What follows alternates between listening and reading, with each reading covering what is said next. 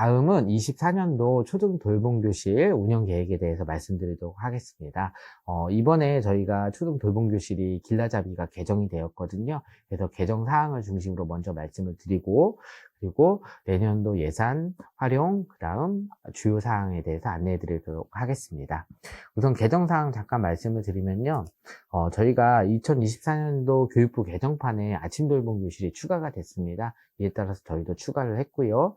그리고 몇 가지 용어들이 변경이 됐어요. 기존에 저녁 돌봄이라고 했는데요. 저녁 가르치고 연장 돌봄교실 이렇게 조금 바뀌었고요. 그리고 방과 후 학교 연계형 돌봄교실 같은 경우에도 방과 후 학교 연계형 틈새 돌봄교실로 이렇게 용어가 변경되었습니다.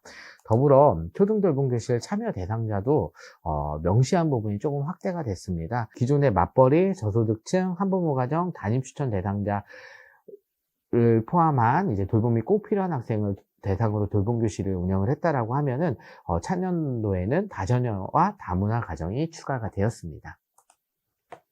그 다음 방과 후 연계형 틈새 돌봄 교실도 참여 대상이 조금 확대가 됐는데요. 기존에는 방과 후 학교 프로그램에 참여하는 학생들만 가능은 했는데 교육부에서 좀 열어놓은 게 방과 후 학교에 참여하지 않더라도 돌봄이 필요한 학생인 경우에는 입급이 가능하다라고 이렇게 조금 열어놨고요. 그리고 2023년부터 급간식비가 전액 지원하고 있기 때문에 수익자 부담에 대한 내용은 저희가 삭제를 했습니다. 그리고 현장의 이의를 듣기 위해 부록 부분이 조금 추가가 됐는데요. 법정 의무 연수에 대한 초등돌봄 전담사님들의 법정 의무 연수에 관련된 내용이 들어갔고요. 그 다음 돌봄교실 운영 사업의 주요 일정들 이런 부분이 추가가 됐습니다. 세부 내용은 기 안내된 공문이나 혹은 저희 충청남도 교육청 방과 후 학교 지원센터 누리집 공지사항에 탑재가 되어 있습니다. 그 사항을 보시고 봐주시면 될 것 같습니다. 네, 이어서 이제 초등 돌봄교실의 예산을 말씀드리겠습니다. 우선은 예산의 구조를 먼저 말씀을 드릴 텐데요.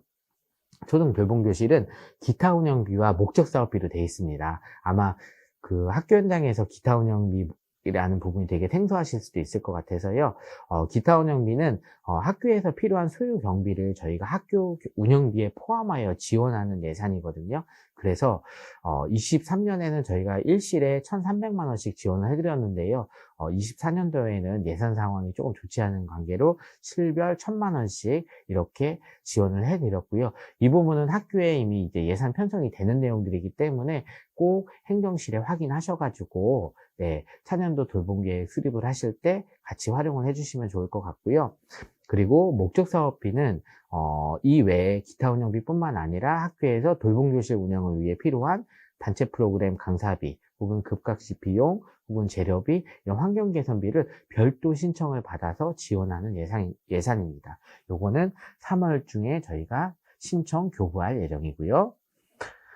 기타 운영비에 대해서 조금 더 안내 드리면은 지금 말씀드리는 내용은 초등돌봄교실 길라잡이 예산편에 사실은 들어있는 내용입니다. 그래서 제가 이제 설명드린 내용에 조금 더 궁금하신 점은 그 부분을 참고해 주시면 되고요. 기타 운영비는 크게 인건비와 운영비로 구성이 되어 있습니다. 근데 이제 기타 운영비 가지고 많은 질문들을 하십니다. 우선은 이제 뭐 대체 인력과 관련된 인건비나 이런 부분을 말씀을 하시는데요. 돌봄전담사님들이 연가나 혹은 병가 등으로 인해서 대체 인력을 쓰실 경우가 있잖아요. 그러니까 돌봄 전담사의 역할을, 일을 수행하시는 그 인력을 채용하실 때는 이 인건비를 사용하실 수는 없으세요. 네, 사용하실 수 없고요. 대신에 프로그램 운영 강사, 대체 프로그램 운영 강사로는 이 인건비를 사용하실 수 있고요. 그리고 이 밖에 초등 돌봄 전담사의 출장 여비는 편성이 가능하십니다. 그리고요, 운영비 같은 경우에는 비품 구입비를 올해는 저희가 30% 이내에 편성하실 수 있도록 이렇게 열어드렸습니다. 그래서 간단한 수선을 하신다거나 혹은 비품을 사신다거나 이런 부분 가능하신데요. 요거는 사실은 시설비로 책정된 예산은 아닙니다. 그렇기 때문에 진짜 간단한 수선이나 비품 정도로 쓰시면 될 것 같고요. 그리고 뭐 안전 관련 비용은 월 10만 원 혹은 수용비는 월 10만 원 내에서 편성하실 수 있으시고요. 이 밖에 대체 프로그램 강사 수당, 그 다음에 프로그램 재료비, 강사비 등으로 하시면 되고요. 기타 운영비는 진짜 실제적으로 학교에서 돌봄교실 이용하실 때 그 필요하신 금액을, 필요하신 예산을 자유롭게 편성하시는 거거든요. 그래서 저희가 이렇게 이 안내드린 부분은 이렇게 저희는 이제 편성하는 예시를 드린 거고요. 학교에서는 필요한 부분을 자유롭게 편성을 하시면 됩니다. 단 이제 지켜줘야 되실 부분은 제가 여기 빨간색에 표시해드린 대체 인력 인건비는 안 된다. 그리고 비품 구입은 30% 이내만 편성이 가능하다. 그리고 통학버스 그 운영비는 안 된다. 이 세 가지만 지켜주시면 되고요. 나머지는 자유롭게 편성하시면 됩니다. 네, 목적사업비는 총 4개로 구성되어 있습니다. 오후돌봄교실 운영비, 방과 후 연계형 틈새돌봄교실 운영비, 그리고 전담사 미배치 교실 운영비, 그리고 환경개선비 이렇게 되어 있고요. 그거에 따라서 쓸 수 있는 내용들은 보시는 바와 같습니다. 네, 좀 이제 오후돌봄교실 운영비부터 자세하게 조금 더 설명을 드리면요. 지원 단가는 보시는 바와 같고요. 예. 대신 이제 주의하실 점은요, 오후돌봄교실 단체 프로그램은 5개까지만 지원이 가능합니다. 그리고 여기 위에 저희가 이렇게 혹은 길라잡이에 제시된 단가 같은 경우에는요, 예산 지원을 위한 단가입니다. 그렇기 때문에 학교 강사비 같은 경우에는 단위 학교마다 강사비 지급 기준이 있으시잖아요. 그래서 그 지급 기준에 맞추어서 지출해 주셔도 무방합니다. 그리고 저희한테 많이 질문 주시는 게, 장학사님, 재료비 남으면 어떻게 할까요? 아니면 급식비 남으면 어떻게 할까요? 이거 남는데 어떻게 반납해야 되나? 이런 말씀들을 많이 하시거든요. 어떻게 사용할지에 대해서, 저희가 위에서 이제 예시로 드리는 거나 혹은 지원할 때 이런 것들은 이제 돌봄교실에서 운영되는, 이제 그런 비용들을 이제 구분해 놓은 성격입니다. 그러니까 학교에서는 이런 부분을 약간 통합적으로 보셔가지고 만약에 재료비가 부족하시면 재료비에 남은 데에서 재료비를 더 쓰셔도 되고요. 강사비가 부족하시면 강사비를 더 쓰셔도 됩니다. 그래서 그렇게 사용하시면 되고요. 그 다음 방과 후 연계형 틈새돌봄 교실 운영비는요. 지원 상한액이 있습니다. 실당 960만 원까지 저희가 지원을 해드리고요.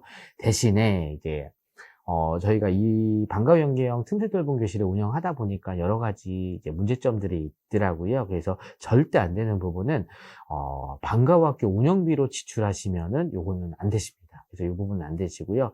그래서 24년부터는 저희가, 방과 후 연계형 틈새 돌봄 교실의 운영 목적에 맞게 사용할 경우에만 지원해 드릴 예정이고요. 신청을 해주시면은 거기에 맞게 저희가 심사를 통해서 운영을 선정을 해서 지원해 드릴 예정이고요. 요 방과 후 연계형 틈새 돌봄 교실은 주로 봉사자 인건비나 혹은 관리 수당 중심으로 집행이 되는 부분이고요. 단체 프로그램은 예산 범위 내에서 운영하시면 될 것 같습니다. 그리고 방과 후 연계형 돌봄 교실은 틈새 돌봄 교실은 급간식은 올해도 미지원입니다. 네, 그리고 돌봄 전담사 미배치 교실 프로그램 운영비는요, 상한액은 실당 1,850만 원입니다. 그리고 여기에 따른 운영비, 강사비, 봉사자 인건비를 하시면 되고요. 금간식비나 재료비는 오후돌봄 교실에서 나중에 신청하시면 되고요. 저희가 분교장은 미지원하고 있습니다. 네. 그리고 환경개선비는 지원 단가는 공간 분리부터 증실 이전, 전화, 리모델링 이렇게 정해져 있고요. 대신에 이제 올해 예산이 많이 저희가 확보하지 못했습니다. 아무래도 예산이 이제 세수 감소나 이런 것 때문에 어려운 상황이라서요. 그래서 올해부터는 20년부터 23년까지 우선 지원 학교는 우선 저희가 지원하지 않을 예정이고요. 대신에 갑자기 학교 바닥에 보일러가 고장났다, 바닥 난방이 고장났다, 혹은 싱크대에서 물이 샌다, 이런 것처럼 시급한 환경 개선이 필요할 경우에는 지원해드릴 예정이고요. 그리고 신청한 후에 이것도 역시 안전이나 노후도 등을 고려해서 우선순위를 선정해서 심사에 따라서 지원할 예정입니다. 그리고 간단한 비품 구입은 앞에 설명드렸던 것처럼 기타 운영비 내에서 그런 것들은 활용해 주시면 좋을 것 같습니다. 네, 이제 돌봄교실 운영 협조 사항을 말씀드리겠습니다. 우선은 첫 번째는 돌봄 대기 해소를 위해 노력을 부탁드리도록 하겠습니다. 그래서 아이들이 조금 더 안전하고 많은 아이들이 안전한 공간에서 생활을 하고 그걸 조금 저희가 이제 뒷받침해 줄 수 있게 저희가 돌봄 사업을 진행을 하잖아요. 그래서 가급적이면 돌봄 대기 해소를 조금 해소해 주셨으면 좋겠고요. 그거에 따라서 지역 돌봄 기관과 연계하는 방법도 있습니다. 그래서 지역아동센터, 다함께 돌봄센터 혹은 이런 부분들이 있어서요. 학부모님들께 조금 더 적극적으로 안내를 해주셨으면 좋겠고요. 그리고 에듀케어 더하기 교실 앞에서 이제 뒤에 말씀드릴 에듀케어 더하기 교실 운영 방안도 한번 고려해 주시면 좋을 것 같습니다. 그리고 돌봄 대기 해소를 위해서 조금 어려운 점이 있으시거나 혹은 뭐 그런 부분이 있으면 지역교육청이나 혹은 도교육청하고 계속 상의를 협의를 해주시면 좋을 것 같습니다. 네, 두 번째는 방학 중 시설 공사가 예정되어 있는 경우에는요, 앞에서 말씀드렸던 지역 돌봄기관을 연계하시거나 혹은 인근 학교와 통합적으로 이렇게 운영하시는 방안을 찾는 등 학교 여건에 맞게 방안을 좀 강구해 주셨으면 좋겠습니다. 네, 세 번째 말씀드리겠습니다. 초등 돌봄교실 운영계획을 수립할 때 학부모 수요조사를 잘 철저하게 해주시기를 잘 부탁드리겠습니다. 네, 이 부분은 저희 초등 돌봄교실 길라잡이에도 운영계획 수립하는 절차가 명시가 돼 있으시잖아요. 그래서 그 단계에 맞추어서 해주시면 되고요. 그리고 네 번째, 극관식 등 초등 돌봄교실과 관련된 안전관리를 조금 잘 부탁드리겠습니다. 조금 있으면 이제 겨울방학에 들어갈 텐데요. 겨울방학 때 아이들 간식이라든가 혹은 급식을 제공할 때 이런 식중독도 겨울에도 발생을 하지요. 그래서 그런 거 혹은 아이들이 왔다 갔다 할 때 이동사 할 때 그런 통학할 때 안전관리 이런 거 잘 부탁드리고요. 그 다음 다섯 번째는 우선 과도한 예산 신청은 어렵다라는 걸 조금 말씀드리려고 해요. 그래서 저희가 방과후 연계형 돌봄교실도 그렇고 그 다음에 초등 돌봄교실 환경 개선 사업비 같은 경우에도 이제는 이제 심사를 통해서 이제 꼭 필요한 학교만 지원할 예정이거든요. 그렇기 때문에 과도하게 예산을 신청해서 이 부분을 활용해 방과 운영비를 쓰신다거나 아니면 다른 부분을 쓰시는 경우는 아마 이제는 안 되시지 않을까 싶습니다. 그래서 목적 사업비 같은 경우에도 꼭 목적 내에 사용을 하셔야 된다는 말씀을 다시 한번 강조드리고요. 그리고 지원 금액은 단위 학교 여건에 따라 편성하시면 된다라고 앞에서 설명드린 것처럼 이제 저희가 운영비나 목적 사업비를 드렸을 때 그건 학교 단위 여건에 맞추어서 사용을 하시면 된다 말씀드리고요. 마지막은 토요돌봄 운영 시 개인 위탁 강사로 당해 학교 돌봄 전담사 참여가 가능을 합니다. 그래서 대신에 이럴 경우만 가능한데요. 학교에서 개인 위탁 강사 공고를 하고요. 그에 따른 선정 절차를 통해서 전담사님들이 지원을 해서 선정이 되시면 그리고 교장 선생님께서 겸임을 허락을 해주실 경우에는 이렇게 전담사 참여가 가능하다는 말씀을 드리고요. 네, 감사합니다.